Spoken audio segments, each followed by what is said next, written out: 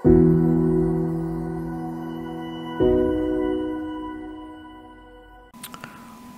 di video ini saya ingin buat share cara atau tutorial tentang gimana mengatur state management, atau state management menggunakan GetX. Nah, untuk studi kasus kali ini saya implementasikan untuk halaman keranjang atau cart. Nanti di sini akan ada perubahan di bagian quantity. Selain quantity juga bisa mengatur jumlahnya di sini, total dari keseluruhan, kemudian berdasarkan quantity juga, dan nanti ada perhitungan kalau misalkan itemnya kita hapus. Cuma yang kurangnya di sini tidak ada tambahnya. Oke, nah untuk awalannya di sini saya bikin kelas homepage atau boleh teman-teman ganti jadi cart page, nggak masalah. Di sini saya punya nilai default atau nilai awal dari keranjangnya cart list, tipenya adalah list map string dynamic, name, quantity, price, dan image. Kemudian di sini ada bar dan ada bottom navigation bar untuk menampilkan total dan harga totalnya, jumlah item dan totalnya. Kemudian untuk bentuk listnya di sini saya menggunakan list view builder.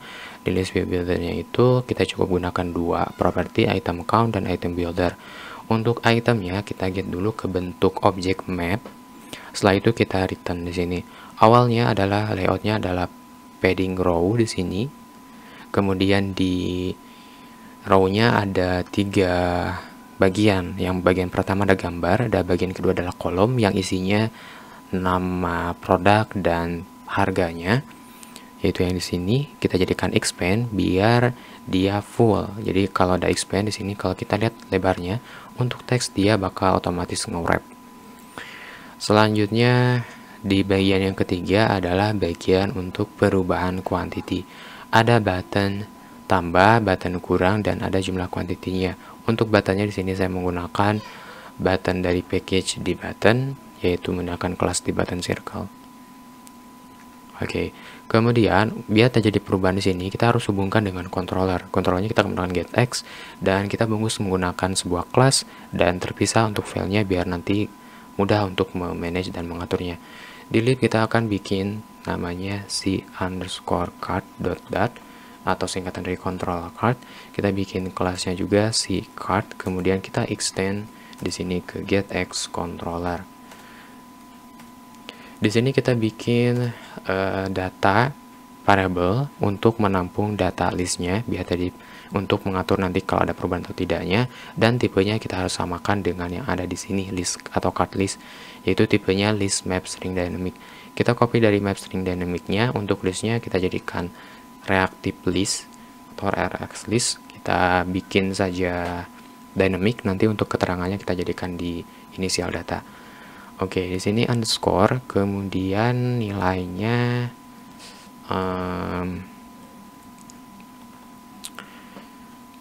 list sama dengan .obs. Kita perjelas untuk tipe elemennya adalah map string dynamic.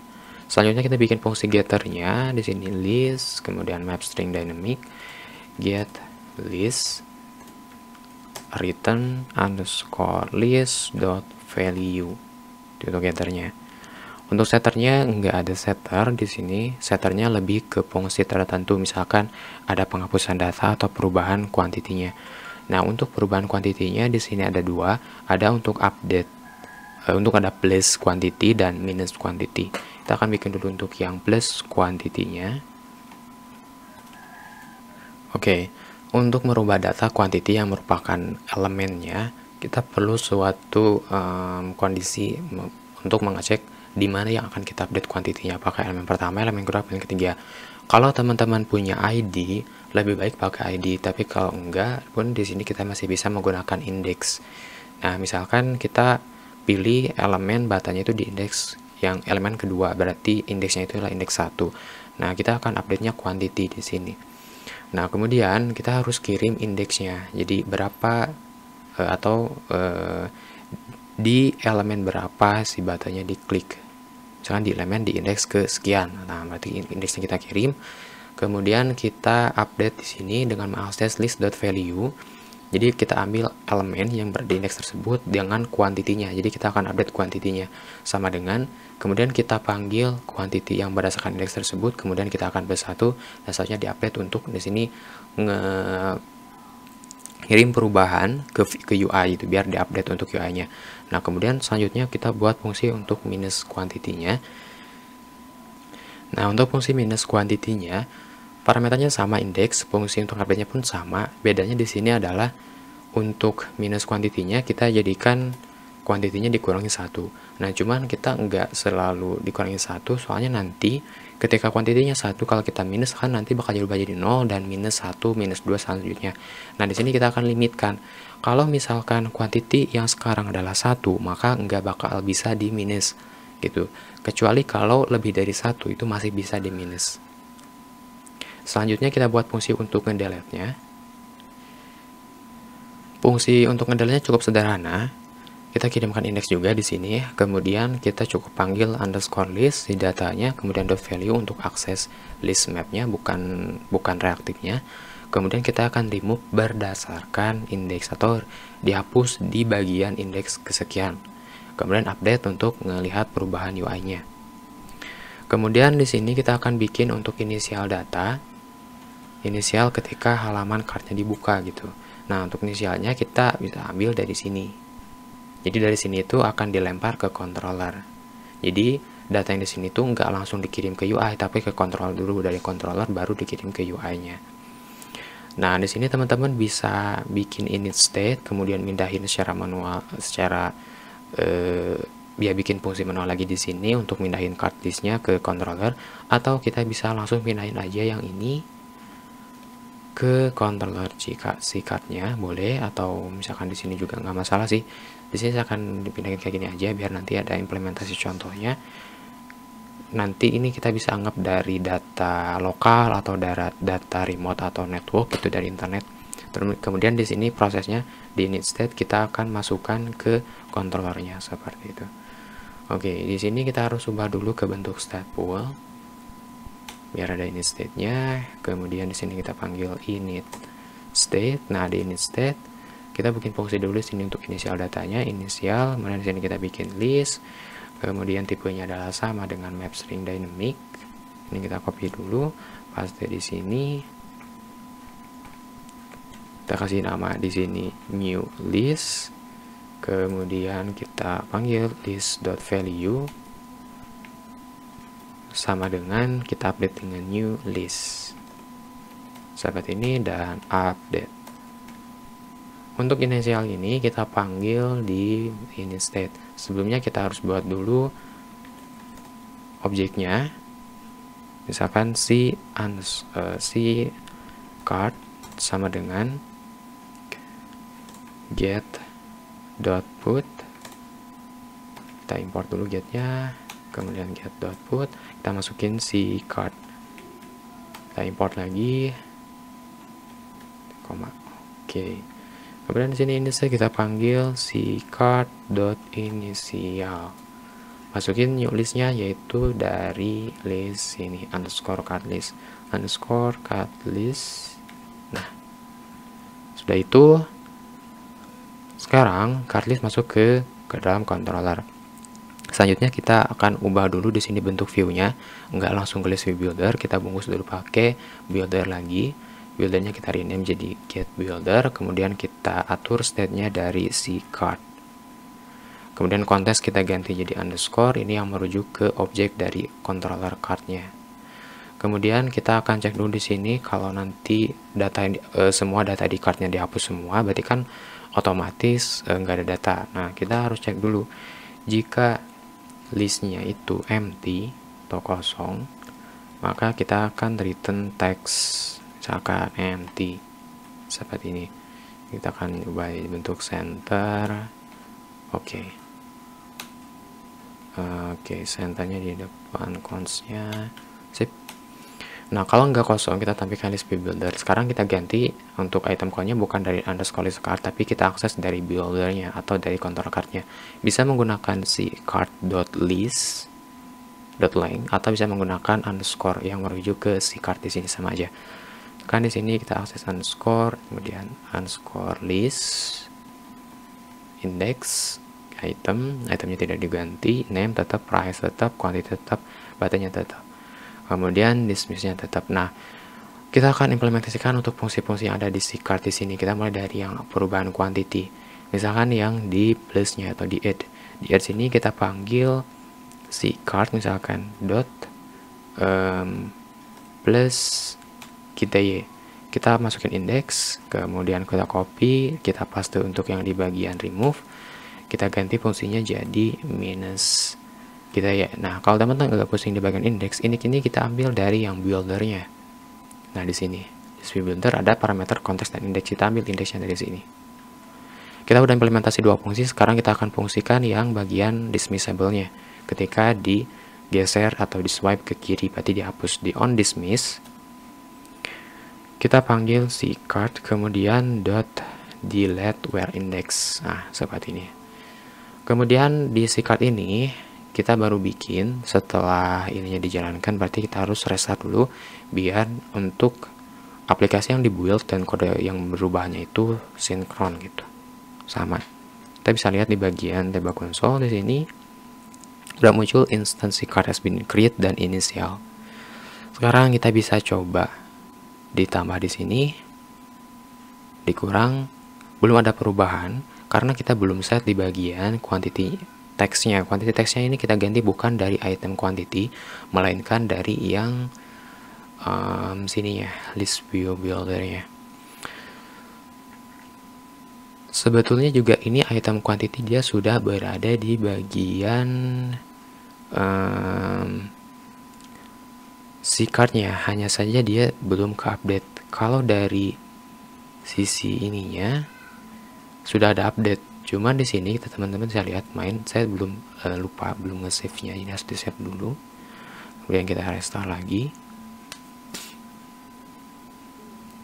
Create has been initial. Oke, kita coba plus. Nah, ini sudah naik ya, 2 plus jadi 3, plus jadi 4, plus jadi 5. Ini dikurang, ini juga dikurang, nggak bisa karena batasnya adalah 1, plus bisa, kurang bisa.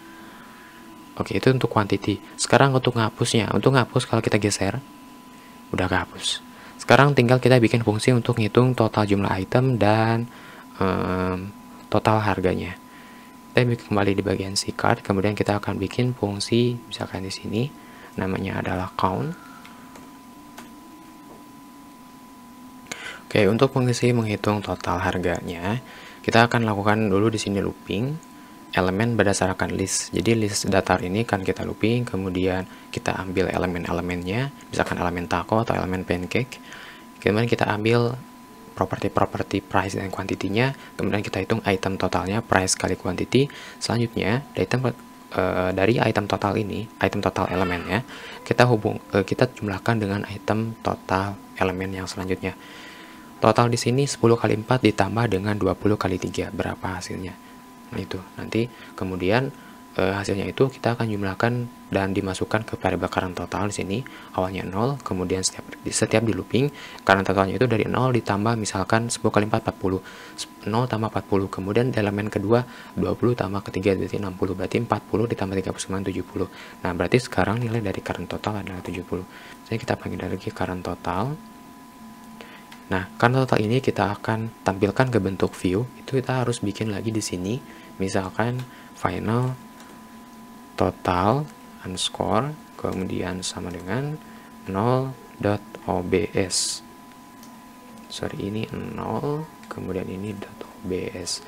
Selanjutnya kita bikin getternya int get, kemudian total arapana underscore total dot value.